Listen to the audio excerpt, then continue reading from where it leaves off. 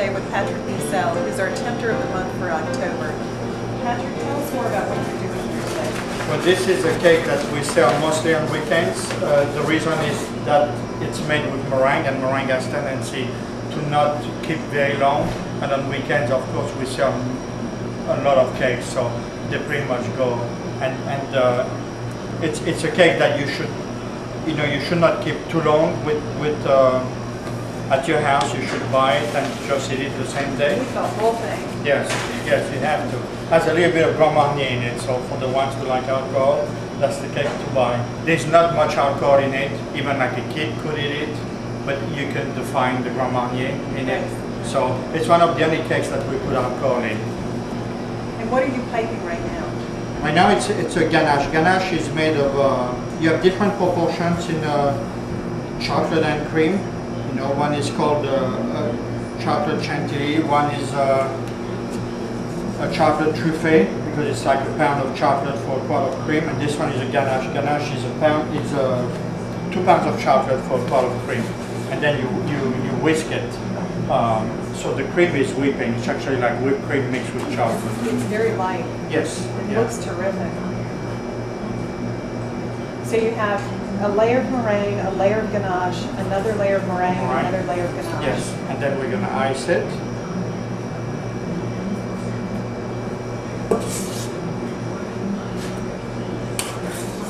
How did you get started in the business? I think I must have failed in a pastry shop when I was a kid, because I always told my mom told me I was 6 years old, and I knew I wanted to be a pastry chef in my life. So, where did you grow up?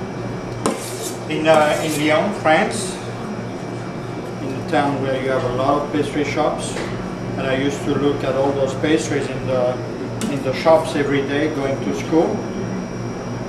And I knew very early on that this is what I was going to do. So this feels like home to you? That's the only place in the kitchen where I've been comfortable in my life, you know. Not when there's a camera though, but usually. Now tell me about the technique you're using right now. Well, it's a special tip that is open on the top.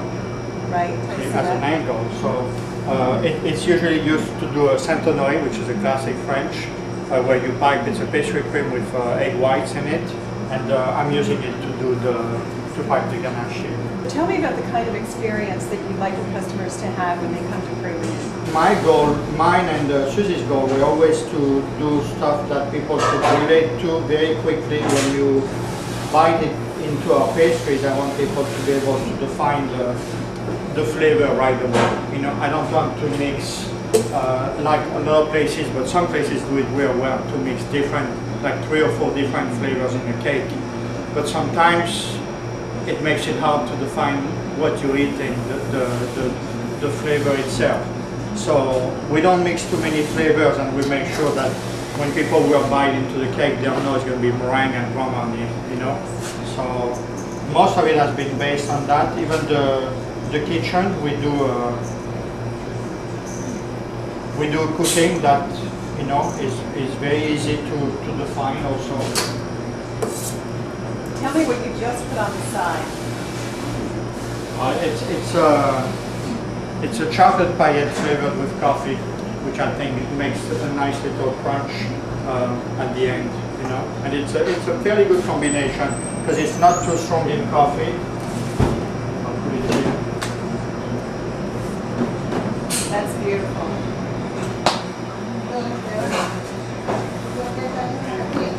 That's one of our cakes at Praline. So tell us about your restaurant here at Praline. For Praline, it's a dream that Susie and I have had for many years. It took us a long time to build, but it's a place where we do the things we love to do. We have a nice restaurant upstairs. It's a combination of a restaurant and a bakery. So your customers can come in and just get pastries, or they can go upstairs and have the whole meal? Yes, exactly. We have a nice terrace that is away from the traffic. It's on the first floor. We can sit about 80 people.